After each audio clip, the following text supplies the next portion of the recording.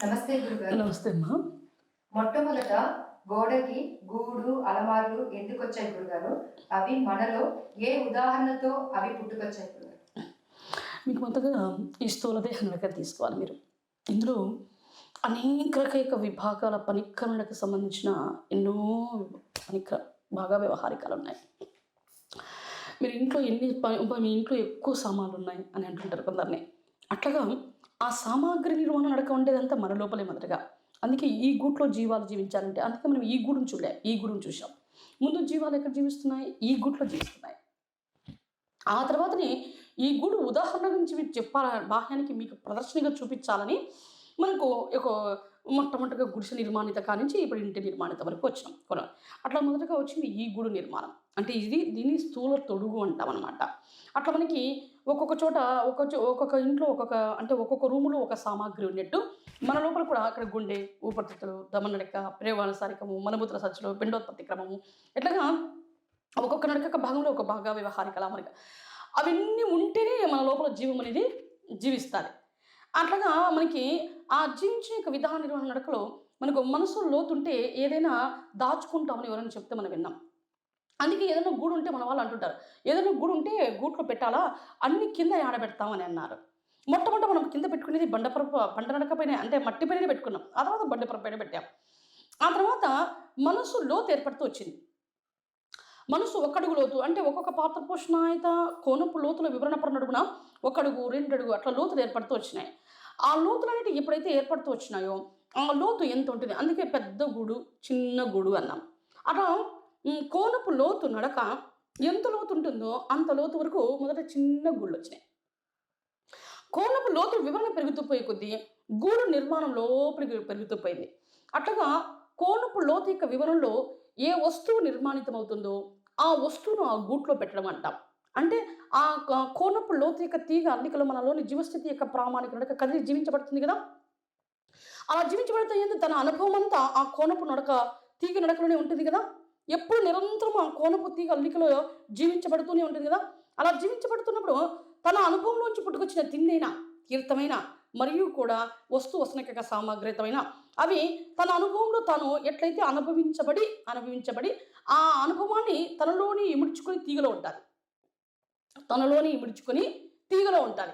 అట్లా ఉన్నదాన్ని ఏదైనా వస్తువు పైన పెట్టాలా అన్నాం మనం.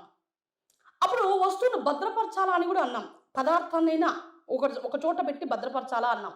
అట్లా కోనపు లోతులోని జీవస్థితి యొక్క ప్రామాణిక నడక ఆ యొక్క తిండిని తిని అనుభవింపడే సంతృప్తి నడక ప్రణమున దాంట్లో అట్లే ఇమిడించుకుని తీగలో ఎట్లా వివరించుకుంటాదో దాన్ని బట్టి బాహ్యానికి ప్రదర్శనపూర్వకంగా ఏదైనా చేస్తే గూట్లో పెట్టు, కింద పెట్టాకు అని అన్నారు. అది మనకి గూడు నిర్మాణితం మొదలు అలా వచ్చాయమ్మా. అలా వచ్చిన తర్వాత ఇప్పుడు చూస్తే కోనపు లోతుల వివరణాత్మక లోతులు పెరుగుతూ పోయినాయి. అలా వివరణాత్మక లోతులు పెరుగుతూ పోయే కొద్దీ ఒక్కొక్క అడుగు లోతు నడక అనేది మనకు చుట్టూతా మనకు లోపల పైన అన్నట్టు కోనపు లోతుకు పోయే కొద్దీ చుట్టూతో పొర ప్రభావిత నడకలు ఉంటాయి మనకి కోనపులో. అందుకే ఒక అడుగు నిర్మాణం, ఒక అడుగుని ఎట్లా తెలుతుందంటే మనకు ఈ ఈ పక్కన పొర ప్రభావితము, ఈ పక్కన పొర ప్రభావితము, పైన కింద అట్లా ఒక అడుగు నడక ఒక కోనపు లోతును చూపడం జరుగుతుంది అనమాట. ఇది ఒక అడుగు అన్నట్టు. అట్లాగా కోనపు లోతుల వివరణాత్మక నడకను చూపిన యొక్క విధాన తీరు ఏం చేసిందంటే బాహ్యానికి మనకి ఆ తర్వాత ఆ వివరణాత్మక లోతులు పెరుగుతూ పోవడంతో మీకు అలమార్లు వచ్చేసినాయి. అప్పుడు మీకు ఒక 4 నడక వరుసలు ఇస్తారు. 4 వరుసలకు ఒకే రక నడకతో కూడిన మరి పైకి ఒక అద్దపై కవరిక కన్నా లేదా ఒక పొర ప్రభావితం అట్లా వేసేస్తారు. అలా వేసినప్పుడు 4 కోణాల యొక్క లోతులు నడకలు కలిసి ఒక్క తీరులోని అది కూడా అడుగుడికి పెరుస్తారు. అందులో ఓసారి 2 నడకలు వదిలేసేస్తారు. అంటే మధ్యలో వేయకుండా బండ అనేది 2 నడకలు వేస్తారు. అట్లాగా కోనపు లోతుల అడుగులు కలిసిన దాన్ని బట్టి 2 అడుగులు నడక ఏ అడుగుకు ఆ అడుగు ఉండేదాన్ని బట్టి 2 అనేటట్టుగా మీకు ఆ కోనపు లోతుకు అడుగులు అమర్చిన విధానాన్ని బాహ్యానికి వేయడం. అట్లా మీరు ఆ అలమారులో ఏం దాచుకున్నారు? ఒక యొక్క వస్త్రాలు, లేకపోతే ఒక బంగారం, లేకపోతే కొన్ని వస్తువులు అట్లాగా మీరు మీ అనుభవంలోంచి పుట్టుకొచ్చినట్టు దాచుకున్నారు. మరి జీవం కూడా తన అనుభవ సారంలోంచి పుట్టుకొచ్చినది తనలోనే ఇమర్చుకుంది కదా. తనలోనే తన అనుభవంలో ఎట్లా పెట్టుకుందో అదేవిధంగా ఆ అనుభవాలను తీసి ఆ అనుభవంతో ఉత్పన్నమైన వాటిని మీరు అక్కడ భద్రపరుచుకున్నారు. అది తనలో భద్రపరుచుకుంది. దాన్ని బాహ్యానికి ప్రదర్శన పూర్వకంగా అలమారాల్లో తీయడం జరిగింది. అందుకే మీరు ఏమన్నారంటే అలమారాలు అంటే ఏదైనా పెట్టుకోవడానికి ఉంటుంది అన్నారు. మరి అప్పుడు అది ఆ జీవంలోనే పెట్టుకున్నారని అడుగడుగులో, అందుకే ఆ జీవము ఒకసారి కంటితో చూసి ఆనందపడతాం, తీసి చూసి ఆనందపడతాం. అప్పుడు నా జీవంలోనే ఉంది అని జీవం పూర్తిగా సంతృప్తిగా అనుభవించేటంత వరకు ఆ సంతృప్తి అలవడిక నిలబడదనమాట. అంతవరకు దాన్ని తీయాలా, అనుభవించాలా, మళ్ళీ తిరిగి సంతృప్తి చెందాలా, ఆడబెట్టాలా పూర్తి అయ్యేటంత వరకు. అట్లా మన జీవ అనుభవ స్థితిలోనికి ఆ వస్తువును అనుభవించిన అనుభవపూర్వక సంతృప్తి అలవడేటంత వరకు కూడా ఆ జీవం తనలోనే తను ఎట్లా పెట్టుకుంటుందో ఆ పెట్టుకున్న విధానాన్ని బాహ్యానికి అలమారులో పెట్టుకున్నాం. అప్పుడు మీరు ప్రతిదీ అలమారులోనే పెట్టారా? పెట్టారు, భద్రంగా మూతులు కూడా వేశారు. అది మీరు గుర్తించాలా.